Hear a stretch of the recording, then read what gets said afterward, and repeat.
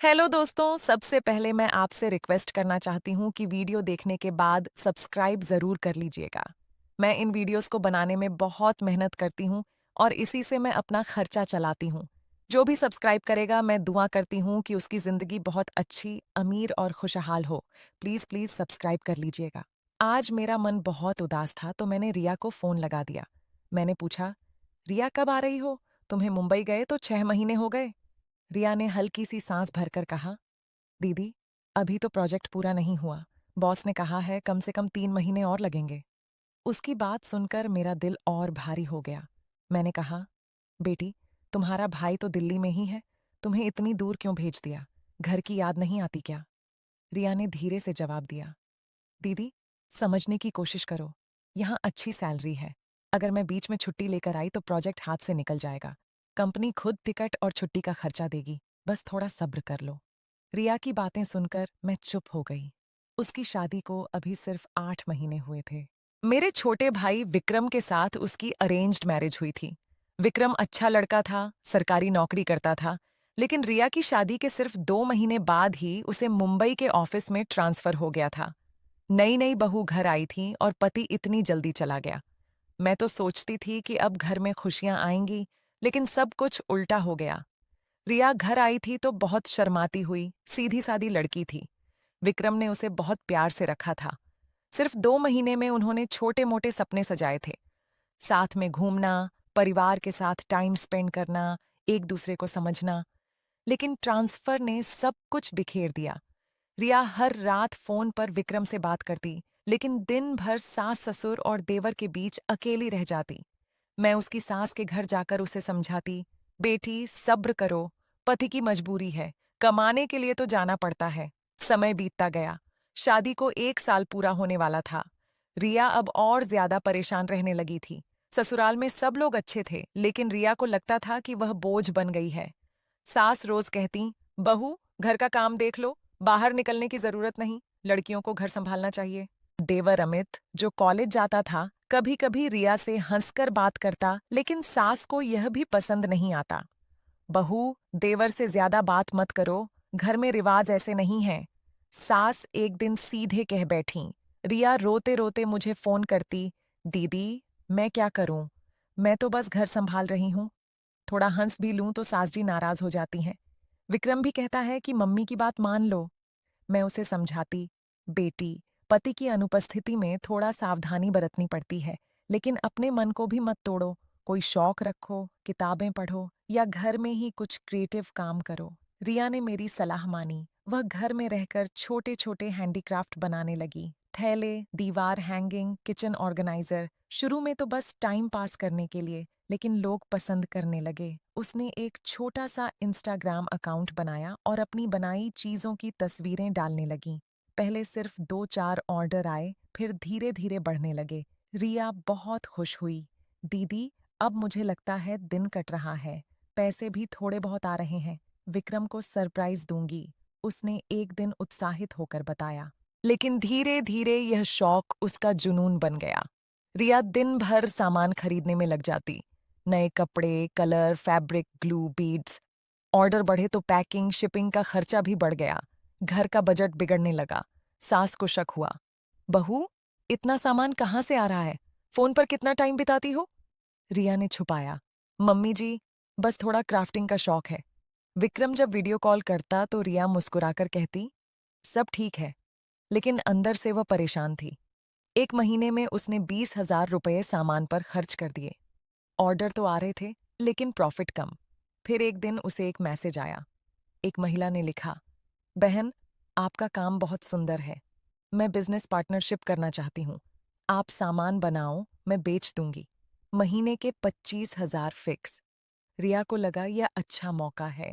उसने बिना किसी को बताए उस महिला को 5,000 रुपये सैंपल पैकेज के नाम पर भेज दिए। पहले हफ्ते महिला ने अच्छा रिस्पॉन्स दिया, कुछ ऑन ऑर्डर भी दिखाए। रिया और उत्साहित हुई। दूसरे हफ्ते महिला ने कहा, बहन, बड़े ऑन ऑर्डर आए हैं, 10,000 और भेज दो, मैं मटेरियल खरीद लूंगी।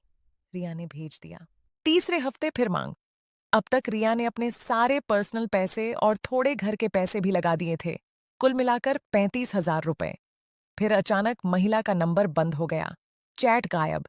रिया हैरान रह गई। उसका पूरा निवेश डूब गया था। अब रिया डर गई। घर में पैसे की कमी दिखने लगी। सास पूछने लगी, बहू, किचन का बजट कम क्यों हो गया? तुम्हारे क्राफ्टिंग में इतना खर्चा कहाँ से आ रहा है? रिया ने झूठ बोला, मम्मी जी, कुछ सामान रिटर्न कर दिया। लेकिन अंदर से उसका दिल कांप रहा था।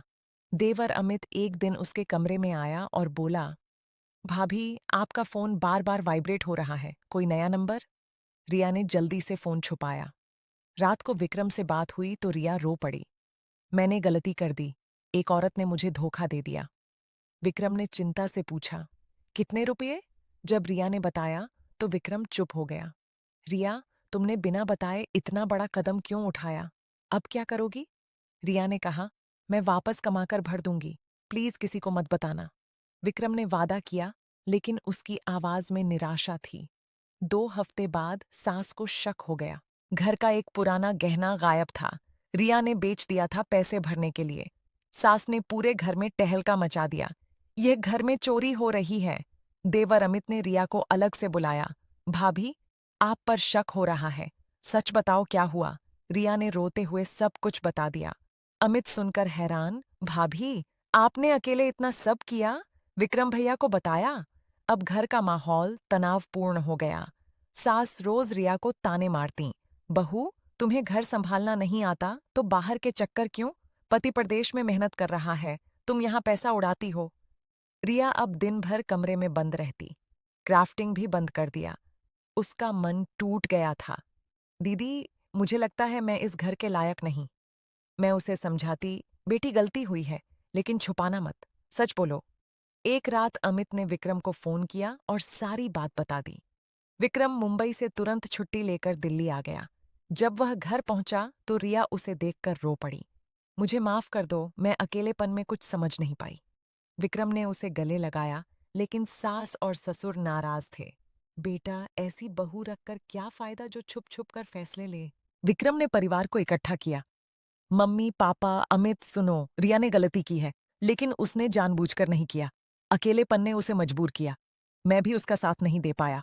अब मैंने कंपनी से परमानेंट दिल्ली ट्रांसफर मांग लिया है। अगले महीने से यहां रहूंगा। सब हैरान रह गए। सास ने कहा, लेकिन बेटा, तुम्हारी नौकरी? विक्रम मुस्कुराया, मैंने लोकल जॉब भी ढूंढ ली है।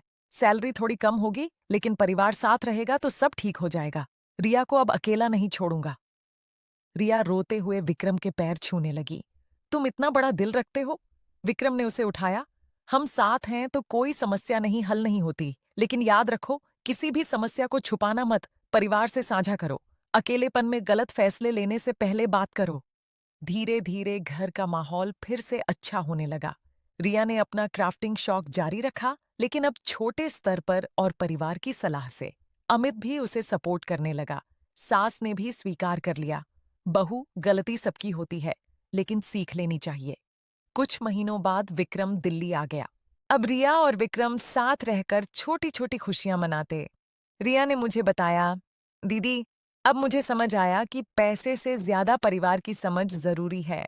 अकेलेपन में कोई भी गलती हो सकती है, लेकिन सच बोलने और साथ रहने से सब ठीक हो जाता है। दोस्तों, रिया की यह कहानी हमें सिखाती है कि जिंदगी में चाहे कितनी भी परेशानी आए, परिवार से छुपाना नहीं चाहिए। अकेलेपन और लालच हमें गलत राह पर ले जा सकते हैं, लेकिन सच्चाई और सब्र से हर मुश्किल पार हो जाती है। पति पत्नी का साथ सबसे बड़ा सहारा है। अगर आप भी ऐसी किसी समस्या से गुजर रहे हैं, तो अपने परिवार से खुलकर बात करें। छोटी छोटी गलतियों को छुपाने से बड़ी मुसीबत खड़ी हो जाती है। रिया आज बहुत खुश है। उसने अपना शौक संभाल लिया और परिवार को पहले रखना सीख लिया। विक्रम की मौजूदगी ने उसके जीवन को नई दिशा दी। याद रखिए, रिश्ते निभाने के लिए दूरियां नहीं, नजदीकियां जरूरी हैं। आज की कहानी आपको कैसी लगी? कमेंट में जरूर बताइए। अगर पसंद आई तो लाइक कीजिए और चैनल को सब्सक्राइब करना न भूलिए। मिलते हैं अगली कहानी में। तब तक अपने परिवार का ख्याल रखिए और सच्चाई का साथ कभी न छोड़िए। शब्द संख्या लगभग जाला 200।